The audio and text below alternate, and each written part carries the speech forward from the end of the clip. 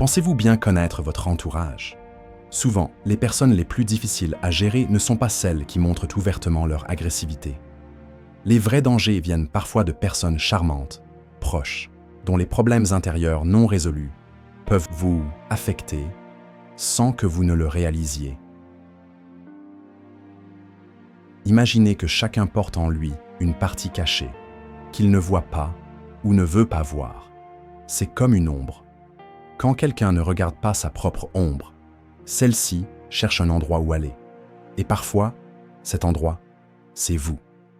Vous est-il déjà arrivé de vous sentir épuisé après avoir parlé à quelqu'un? D'être blâmé pour quelque chose que vous n'avez pas fait? C'est souvent parce que l'autre projette sur vous ses propres problèmes, ses peurs, ses défauts.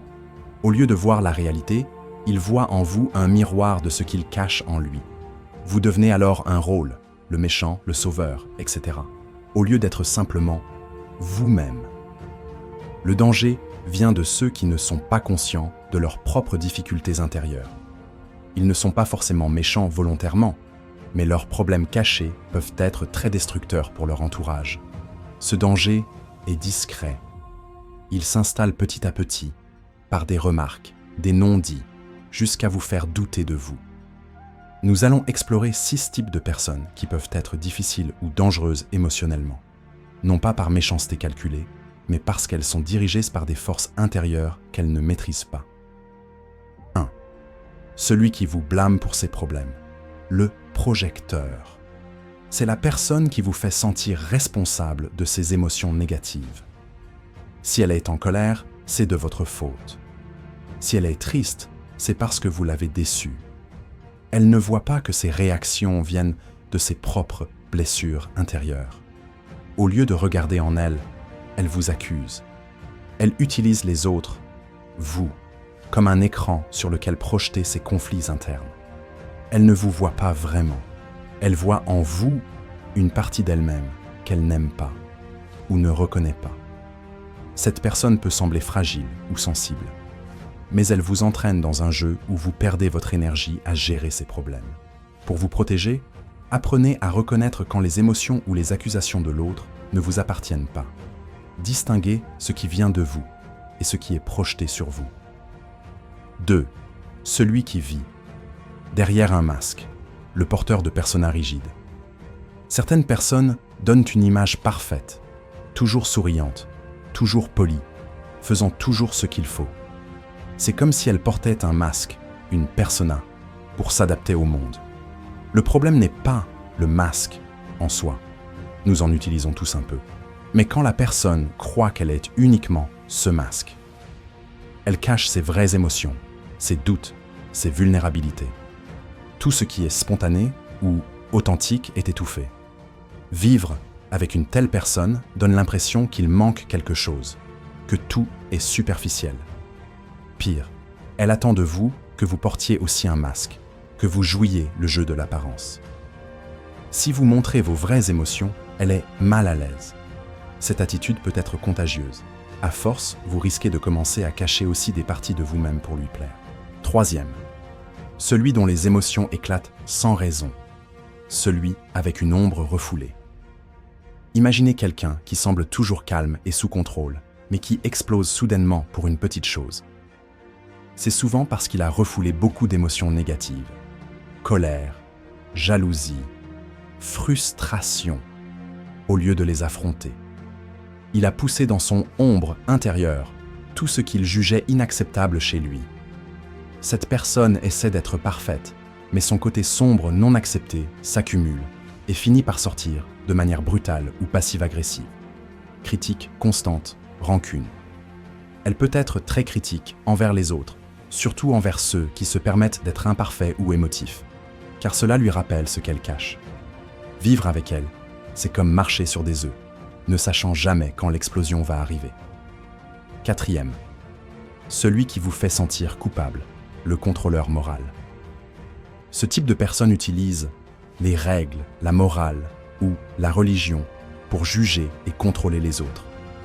Elle se positionne comme celle qui sait ce qui est bien et mal et vous fait sentir coupable si vous ne correspondez pas à ses standards. Souvent, cette attitude moralisatrice cache le fait qu'elle-même refoule ses propres désirs ou mauvaises pensées. En jugeant les autres, elle évite de regarder sa propre ombre. Elle croit sincèrement vous aider ou vous éduquer, ce qui rend son influence encore plus difficile à gérer, car elle est enveloppée de bonnes intentions apparentes. À force, vous pouvez commencer à douter de vous, à réprimer vos propres envies ou façons d'être pour éviter son jugement. Sa morale devient votre prison. 5. Celui dont les réactions sont imprévisibles, l'individu complexé. Cette personne peut passer d'un extrême à l'autre. Un jour adorable, le lendemain en colère ou distante sans raison apparente. Ces réactions ne correspondent pas à la situation présente, mais sont déclenchées par des blessures ou des expériences douloureuses du passé, complexes, qui remontent à la surface et prennent le contrôle. Elle ne se rend pas compte qu'elle est dirigée par ces émotions anciennes, non résolues. Un commentaire anodin peut réactiver une vieille peur d'abandon, et elle réagit comme si le danger était réel maintenant. Ces changements d'humeur sont imprévisibles, créant une relation instable. Vous pouvez vous sentir obligé de faire attention à tout ce que vous dites ou faites pour ne pas déclencher une crise. C'est épuisant et cela vous pousse à vous adapter constamment à son instabilité. 6. Celui qui draine votre énergie, le vampire psychique. Certaines personnes ne cherchent pas à vous blesser directement, mais elles ont un besoin constant de votre attention, de votre soutien, de votre temps. Elles se présentent souvent comme des victimes ou sont très dépendantes émotionnellement. Elles ne demandent pas forcément de manière agressive, mais leur besoin est un puits sans fond. Elles se nourrissent de votre énergie, de votre empathie. Vous donnez, jusqu'à vous sentir complètement vidé, épuisé. C'est comme si elles ne pouvaient pas respirer toutes seules et avaient besoin de votre oxygène. Le danger est que vous perdez vos propres limites. Vous vous sentez coupable si vous voulez prendre de la distance ou avoir du temps pour vous.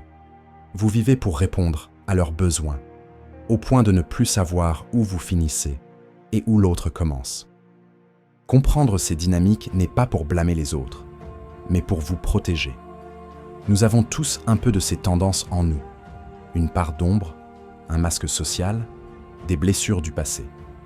La différence est de savoir si nous en sommes conscients et si nous travaillons dessus ou si nous laissons ces forces intérieures diriger notre vie et affecter les autres.